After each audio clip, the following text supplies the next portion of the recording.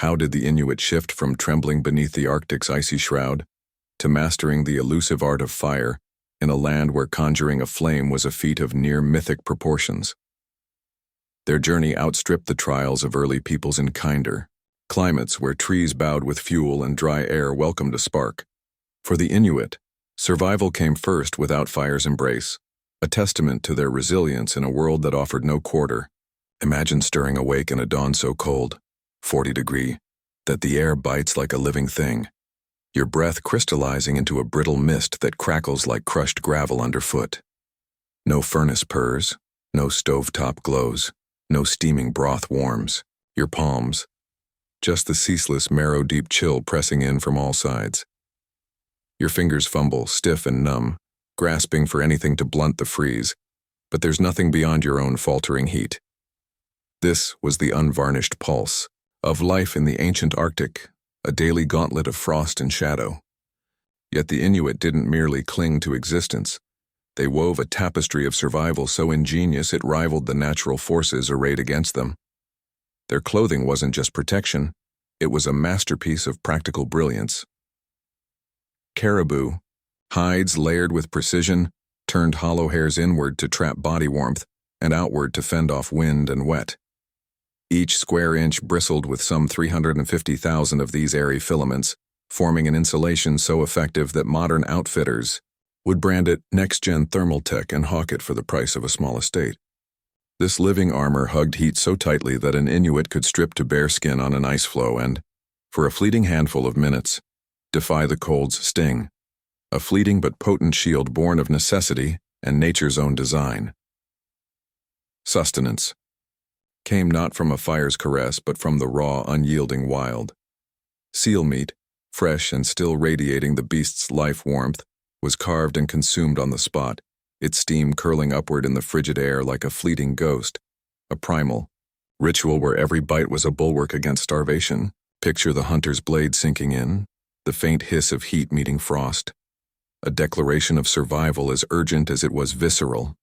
Fish, locked in nature's deep freeze, was shaved into translucent slivers that softened on the tongue, a cold delicacy that melted into nourishment. Whale blubber, dense with fat and teeming with calories, stood as a coveted treasure, each slab a slow-burning furnace within, staving off the Arctic's relentless grasp. No cooking instructions here, no need for a microwave's hum, just nature's unadorned bounty ready to eat as is.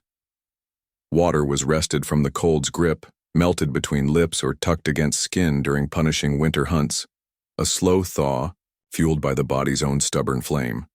Shelter rose from the snow itself. Igloos, those sculpted domes of packed powder, harnessed the faint exhalations of their occupants to nudge interior warmth as much as 50 degrees above the howling, sub-zero void outside. No spark, no kindling, just the alchemy of breath and ice crafting a refuge that hovered on the brink of frostbite. These snow-hewn havens were the planet's earliest passive climate systems, a marvel of adaptation in a world bereft of flame. While fire had flickered into human hands a million years earlier across gentler lands, where forests offered tinder and dry winds fanned embers, the Arctic sneered at such simplicity. Fuel was a phantom in this barren sweep. A treeless tundra where driftwood washed ashore was a rare and sacred find, its gnarled lengths prized for crafting spear shafts or sled frames, not squandered in fleeting blazes. Trees here were as mythical as a summer breeze, swallowed by an expanse of ice and rock that stretched beyond imagining. The friction tricks that birthed flames in arid groves, rubbing sticks until they smoked, floundered in the north's sodden, icy breath where dampness clung like a jealous shroud. Striking stones might tease a spark, but what would cradle it? Starting a fire in the Arctic was akin to coaxing a river to flow uphill, a theoretical whisper, a practical torment. Life without flames demanded a brutal economy. Travel curled around the preservation of every precious calorie of body heat. Hunts chased the richest yields for the leanest effort, and communities bound themselves into a web of shared resources, where solitude was less a choice than a death knell. The buddy system wasn't a quaint tradition. It was a pact against becoming a frozen relic, lost to the wind's howl. The pre-fire Arctic wasn't merely a cold, darkened stage. It was a relentless forge that hammered human endurance to its sharpest edge. Yet the Inuit didn't just eke out a living. They sculpted a culture so exquisitely attuned to this merciless frontier that it shimmered with defiant grace. Then, a faint promise of change glimmered on the horizon. Fire's first whisper likely slipped in through nature's stingy graces. Lightning, a reluctant guest in these latitudes, strikes less than once per square kilometer annually, pale against the 70-odd bolts that hammer tropical realms each year. When it does lash down, it might kiss dry moss, brittle grasses, or the rare dwarf shrubs that claw at survival, coaxing a hesitant flame. So infrequent are these jolts that the sky itself seems to pause, startled by its own audacity. Volcanic outbursts in Iceland or Alaska, rarer still, could have painted the frozen night with molten rivers or set sparse thickets ablaze. Geologic fits that flung fire into the cold's domain like an unruly guest crashing a silent feast. More likely, the sea played messenger. Ocean currents ferried driftwood from southern wildfires, trees felled by storms or blazes. Northward, some still smoldering as they tumbled onto icy beaches. It's nature's slow courier service delivering pre-kindled logs with a side of wonder. Picture that first encounter. An Inuit trudges the shoreline, eyes catching on a blackened husk, embers pulsing like tiny beacons in the gloom. Fire shifts. It writhes, it glows, a restless enigma, neither sun nor beast, yet alive with a warmth and radiance that defied the Arctic's muted palate. That initial gaze must have churned with awe, fear, and a flicker of curiosity. What was this shimmering stranger, this warm, dancing, not-quite sun that seemed to breathe and beckon? Fire's a capricious companion. It pours out heat and light. With generous abandon but hungers ceaselessly. Nurture it, or it slips away. That first touch, perhaps a wary prod with a stick, unlocked its secret. It leaps, a gift that travels from one bearer to the next. Whoever dared to tend it, braving, scorched skin and the sting of discovery, rewrote the Arctic's narrative. Early stabs at mastery surely faltered. Too much fuel choked its breath, too little let it dwindle. Wind or wet snuffed it like a candle caught in a gust. Fire's the houseguest who devours your stores, yet spins tales so mesmerizing you can't. Shut the door. Envision that pivotal moment. A lone figure edges toward this flickering anomaly, warmth brushing their face from strides away, a sensation as alien as sunlight in winter, born not of fur or fresh kills, but of something wild and new. Did they shout in triumph, recoil in dread, fling snow in a panic to douse it? Each reaction mirrors humanity's tango with the unknown, instinct wrestling wonder. Flames cast spectral shadows across ice walls, their snaps and hisses weaving. A soundscape foreign to a land of muffled silence. It was a sensory upheaval, light piercing the endless night, heat defying the cold's tyranny, a force that could soften wood to ash or reshape it entirely. This wasn't a trinket, it was a seismic shift. In a world where nature dictated every step, fire offered a foothold, a sliver of agency against the Arctic's iron rule. The Inuit met it with their signature resolve, observing sparks flare when stones collided. Pyrite, glinting like a trickster's, gold or quartz, stoic and unyielding, spitting fiery motes in protest. Its rocks brawling until they blaze, a geologic spat with incandescent fallout. Perhaps a tool shaper, honing a blade, first caught those fleeting glints, each a 1,000 digi, teas vanishing in a blink. Sparks alone aren't fire, they demand a cradle.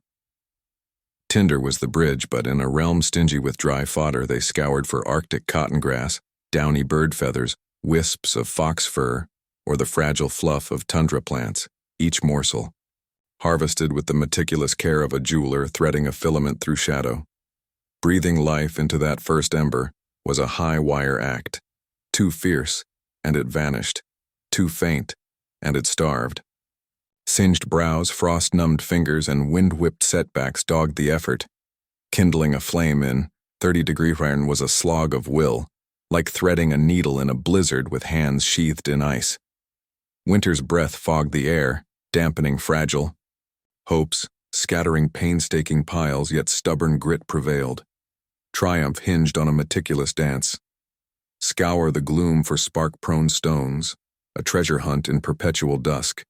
Hoard tinder dry as desert dust, strike with a hunter's precision, and fan with a breath as tender as a lullaby. Failure reigned supreme. 95% of attempts might crumble, each a half-hour labor dashed by wind, wet, or weary resolve. The cold robbed fingers of finesse, breath condensed into clouds that mocked the need for dryness, and gusts played havoc with fragile setups. Yet persistence carved a path. That first sustained flame, spark to ember to steady blaze, was a communal exultation, cradled like a fragile heirloom in a world that yielded little. Knowledge seeped across generations, a craft, as vital as spearing fish or stitching hides, transforming fire from a transient marvel into a steadfast ally. Keeping it alive became a sacred charge. A constant flame promised warmth to thaw frozen bones, light to pierce the smothering dark, cooked meals to sate hunger, a bulwark against winter's bleakest siege. Too much fuel smothered its spirit, too little let it waste away.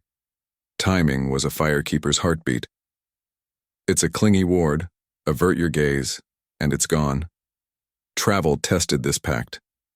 How to shepherd this treasure across migrations or hunts.